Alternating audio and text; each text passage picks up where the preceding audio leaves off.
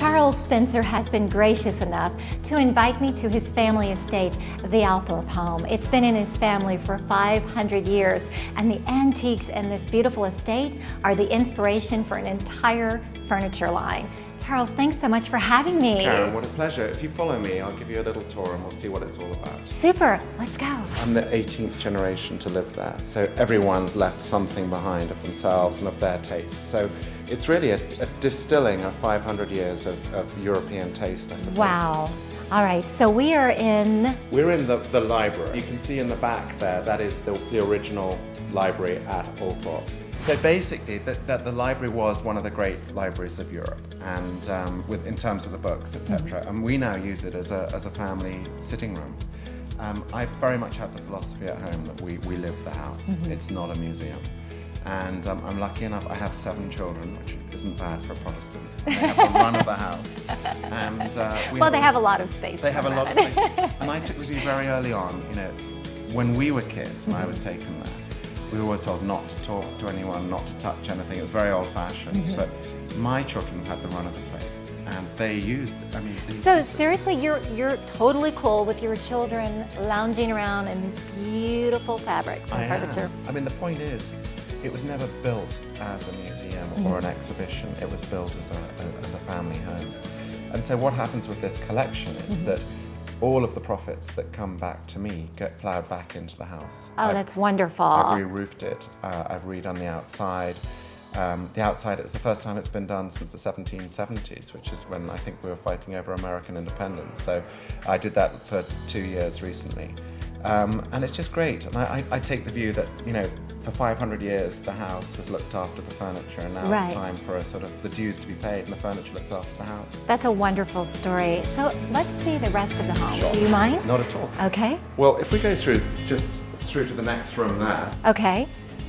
This is more of a formal sitting room setting. Okay. But we do have these pieces, and so for instance, even the little pieces such as this, Look at that. So this is an actual piece in your estate. It is, and this is of Napoleon, and he gave it to his doctor when he was a prisoner at the end of his life. No. And my family bought it off the doctor, and we have the receipts to prove it. And how fortunate we can actually purchase a replica, an exact replica. Yeah, it's true, and I think that's the point. It's a piece of history. So you're right, this is an exact replica, but if you look at the sofa we're sitting on, that is almost an exact replica. But of course, when they built these pieces, old pieces, they weren't for comfort, they were for show. So we have incorporated this thicker upholstery, so it actually is comfortable. It is very comfortable. Yeah. It is very beautiful, it's stunning, but you can relax. But I can tell you wouldn't want to have the original, because although it looks beautiful, it's so hard. Nobody could sit on it for long. It was, of course, designed at a time when the ladies would have huge dresses. They'd sit on the edge and be prepared to get up. It wasn't for comfort. So is this the room that I should have tea time in England? I think this is very much cucumber sandwiches and very Downton Abbey. Where's the bell for me to ring? Actually, it's interesting because obviously things like this are so in vogue at the moment because Downton Abbey's been such a hit. Right. But we had some people come around. Los Angeles Times came around Althorp, and they wrote, it makes Downton Abbey look Downton shabby. So maybe next season they'll be filming over at Althorp. All right, very well. So then I think here to one of this is quite a clever dining table. Okay. So my family always commissioned different things. One of the this is for any sort of number of people for dinner. Right. So what you do is, if you want to have less or more, you actually stow away. Brilliant. And so you're not storing things in your garage, which you're going to get chipped or some room where you can actually This is brilliant engineering. Brilliant engineering. And this obviously was an antique piece, correct? Yes. Brilliant engineering for hundreds of years ago. I'm not sure how old this piece was, but 1830s or something. Yes. So quite clever at the time. The thing is, they had time to get these things right. Yeah. These chairs around here, these are designed in the 1700s, and these are among the most popular items we have in the Althorp range.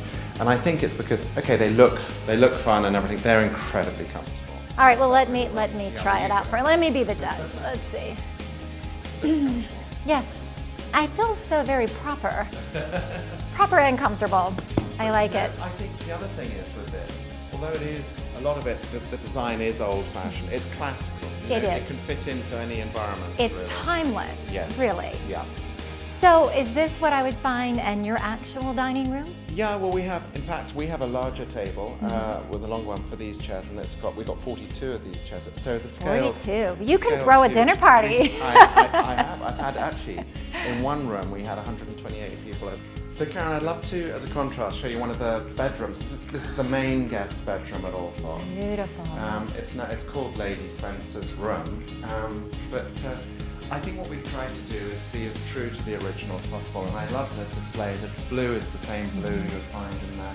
It's very soft, restful, peaceful, and it goes back to your philosophy of living among beautiful things and beautiful furniture, but things that you can use I in think your life, you're right, not just look at like a museum. It's so true. I mean, I do think when people buy this piece of furniture, sometimes they're buying an instant family heirloom, and that's great. But I always encourage them when I meet them, I say, just enjoy it, you know? Right. If it gets the odd knock or chip on it, doesn't matter, that's part of your family. It becomes part of the story That's of the furniture and part of the furniture soul. I love that. Yeah. I love that thought. And I've actually got a piece which I must show you, which really sums up this whole philosophy for me. And that's one of my most favourite pieces in the collection. It has a very strong American connection. Let's go see. So basically, Karen, this is one of my favourite pieces, and it's called the Washington Chest. The Washington Chest. And it belonged to George Washington's family. So the short story here is that the Washingtons ran out of money in England in the early 1600s. They were related to the Spencer family, and we put them up, I suppose it sounds condescending, but as the sort of poor relations, we looked after them. And you've got the local churchyard. You can actually see the Washington star on the tombstones of some of the Washingtons there, and we've got the family records. Some of the Washington children worked as nannies, I suppose, for the children in my house. We didn't read about this in American history, Charles. But then this is the genuine article that when they left for America, this is an affidavit sworn by a priest in the 19th century that this always belonged to the Washington family. So Charles, 9th Earl Spencer, is also a historian, and he's written a book on the history of Althorp. That's right, Karen, and I've got a copy here if you'd like one. I would love a copy. A little memento. My personal souvenir. Lots of happy reading ahead. Thank you, Charles. It's a pleasure. Thanks so much.